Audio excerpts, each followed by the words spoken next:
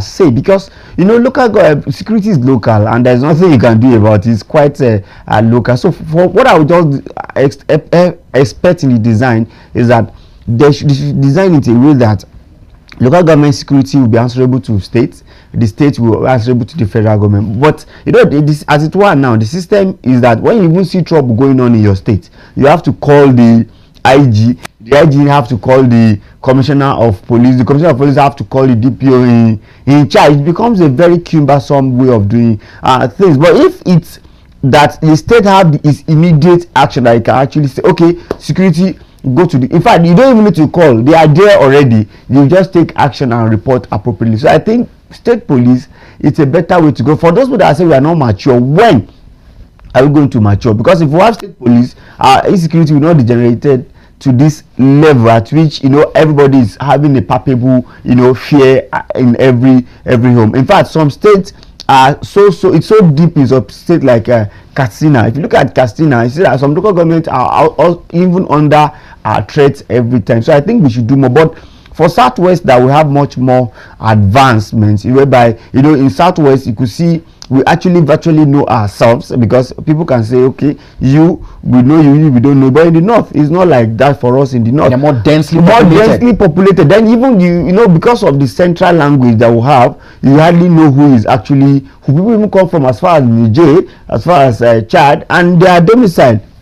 In our environment, we don't really know how much about them. In fact, funny enough, they could even show you their identity card, national identity card. So I think that's where we need to start working also, because national identity card getting to the hands of people that are not Nigerian is also a factor that we need to consider. Because if you go to Southwest, when you say you are from so particular area, it's easy to actually know, but in the north it's pretty difficult to know. So I think state police is the way to go, whereby we'll get to know and there will be direct command from the state governor, who actually is the chief security of that state. Well, interesting conversations this morning, and on more feature highlights on the program this morning, we'll turn our next attention to a development that has more economic concerns to it. Now, on the front page of the Guardian newspaper, it talks about a central story on the delisted firms, where stakeholders have over 130 billion naira trapped in SEC Finance Ministry 5 years after. Now, beneath that picture, beneath that lead story, you also see the faces of the gentlemen concerned. Now, the coordinating Minister of the Economy and Minister of Finance, Mr. Wale Edun. You also have Mr. Popola there and Mr. Agama.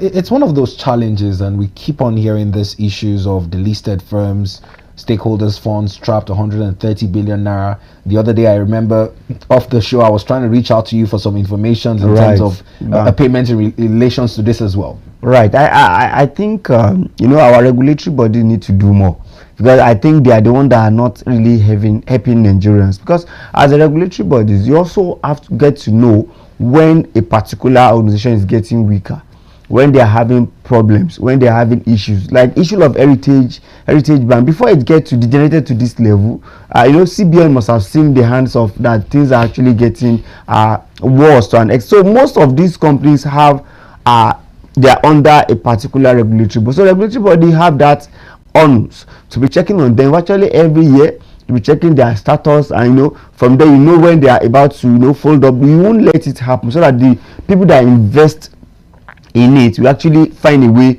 of recouping their money. Look at heritage bank. They said anybody that is having amount higher than 5 million has to wait until the property of the bank is being sold, and that's a serious problem. So I think SEC also needs to do more to actually make sure that they understand the health of that organization. Perhaps there's a different way of looking at health of an organization. Even common pension payment, PENCOM, when you see that they are not remitting PENCOM as, so that means something is actually. But the thing is, Nigeria, we always find a way to really dodge those things. But I think every company that gets liquidated, they should trace it back and make sure they hold the regulatory body responsible as well for such, because with their good monitor, it will not have happened.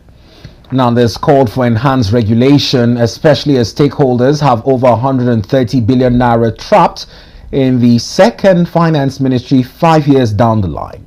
Now, still on more economic concerns this morning, we're told by a feature story on the Punch newspaper that the Federal Executive Council meeting is set to hold today. And some of the contemplations on the ground of that meeting would be on the determination for a new minimum wage. Remember, the President Bola Ahmed Tinubu was supposed to transmit a bill on that to the National Assembly, but is currently on recess. Let's pick up the Punch newspaper, look at a few feature stories before we get into the headline story on the Punch newspaper this morning. Now, captured above the masthead on the Punch newspaper, you'd find the picture of President Bola Ahmed Tinubu inserted at the top right left-hand corner. It has the catchphrase minimum wage. Be patient with Tinubu, presidency pleads.